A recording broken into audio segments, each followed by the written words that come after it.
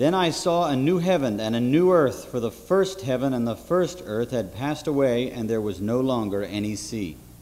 I saw the holy city, the New Jerusalem, coming down out of heaven from God, prepared as a bride beautifully dressed for her spouse.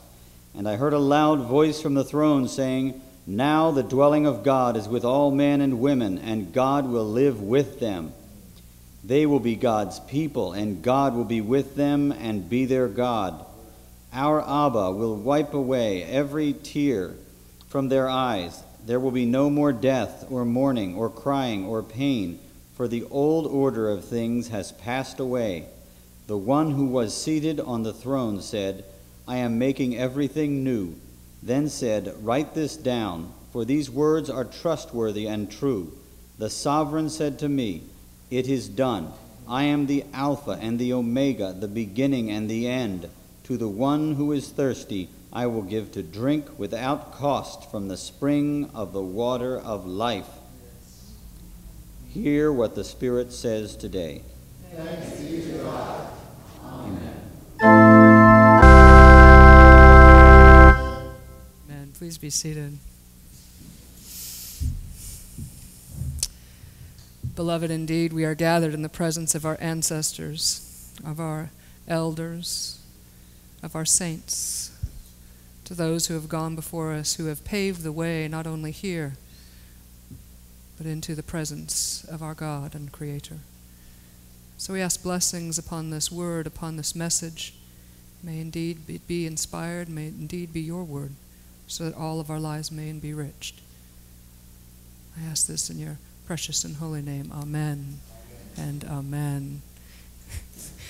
I just have to say, as the reading was happening, Reverend Dana leaned over to me and goes, Ooh, you're preaching on Revelation. Ooh, you're brave. And then I went, save those comments for after the preaching. You know, last night, as I've said a few times over the last couple of years, you know, life takes on a whole complete different meaning once you have a child, and you know, I get to see things in a completely new way, or at least in a way that I haven't seen in a really long time. I thought last night, you know, I think maybe one of the purposes for children is to remind grown-ups what it's like to see the world through God's eyes, to see things new and fresh for the first time, or at least fairly new and fresh. And so, of course, last night we had to do the let's go trick-or-treating. You know, and when I was growing up, we didn't necessarily go trick-or-treating. We were the house that had everything. You know, we turned Halloween and all of those holidays into like the extravaganza for the block. You know, I think that partly had to do with my mom was terrified of us going door to door. I think that's where it really spurred from. But, you know, it did help to create the host environment, if you will, to invite people into our home and to share holidays. But so last night, we took our little one. We took her out and we went door to door, and I took special notice of seeing, you know, what must she be seeing right now? You know, what's this look like to her? You know, what is she experiencing? And in that I thought, what are we teaching her about this holiday? I'm serious. You know, and I went door to door, and there was, you know, well, let's just say walking down the street was an interesting experience because we did it close to West Hollywood. No, honey, this way.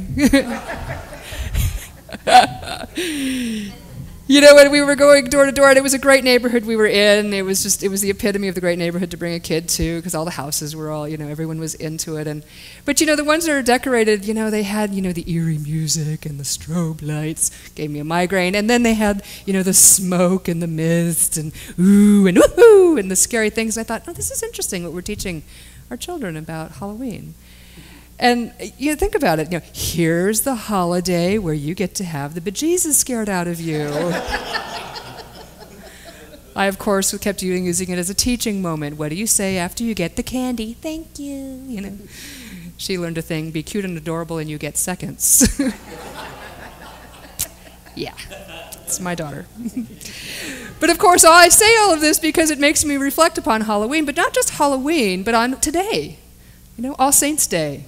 Day of the Dead, Dia de los Muertos. Tomorrow, All Souls' Day. This is really a package deal when you really think about it. You know, Halloween, although today it's been morphed into something where you spend a whole lot of money on sugar to give away. Woohoo! A whole lot of money. I think that's why we will continue to take our child trick-or-treating, because it costs too much money to give out the treats. At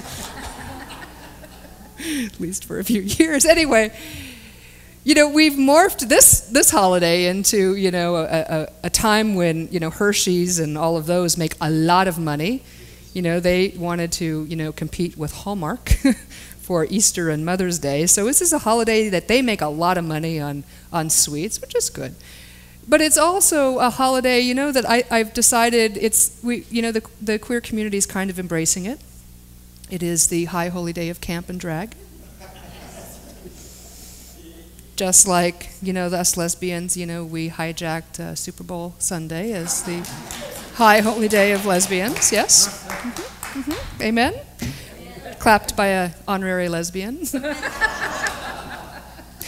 Good guy.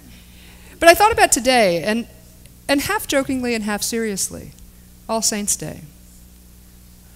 I think that All Saints' Day should really be an MCC day. A high holy day of MCC, and I'm not really joking on this one. That this is truly a holy, holy day for MCC. I remember when I was a youngster, younger than Brad, and met Reverend Troy for the first time, and you know, I won't embarrass myself by trying to use his inflections, but you know, I remember I was in Stockton, California, and he came to preach, and it was a Unitarian church, and I was sitting in the back, and I'm like, who is this guy? Good Catholic girl that I was, and he started out, "Saints! If you love the Lord, say amen." And I thought, ugh. And then I thought, saints, raised Catholic, that was reserved for St. Joseph and St. Mary, and right? It was reserved for these people who'd been dead a long time and done a lot of things. And he was calling me a saint? I'm serious. Never shared this with him, but I really was struck that here was this preacher calling this gathering of people saints.